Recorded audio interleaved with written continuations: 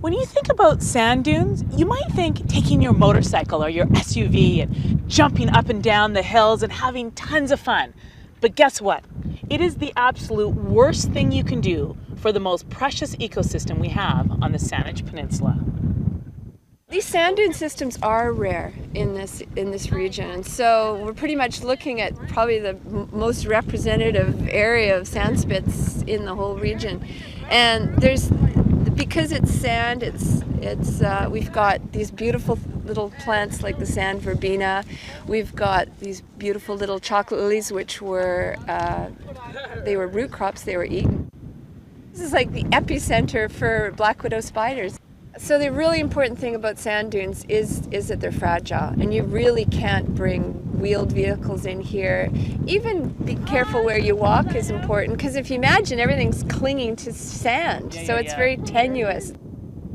More than 75% of the sand dune ecosystem area can be found right at this site and along Island View Beach. So in terms of the significance of this place, the sheer fact that it's one of the most significant sand dune ecosystems left on certainly lower Vancouver Island makes it special and worth conserving. It's been classified as regional park out here, so it's been very difficult to protect because the four-wheelers come in through Island View and they kind of just bomb around out here and do a lot of damage. Our ancestors were buried there. There's 3 nice piles there, and they were leveled out. We're going to be fencing off the area. We're going to leave the road open so that it's only a designated parking area, because we're not trying to stop the people from coming down to enjoy the beach. We just want them to respect the plants and the medicines that we have growing here. The consumption plant they called, and that's called kachmin. We use that for colds. We use it for our sacred ceremonies. We've always collected this medicine since I can remember. Our people use it for healing.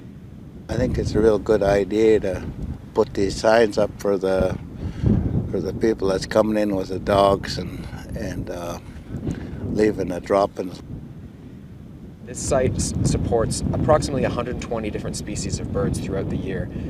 There's not a lot of places left that these birds can stop and refuel on their way north, and it's imperative that they do have some areas like this that they still can rest and facilitate their migration. Protecting this is you can't put a dollar value on it, especially if it's gone.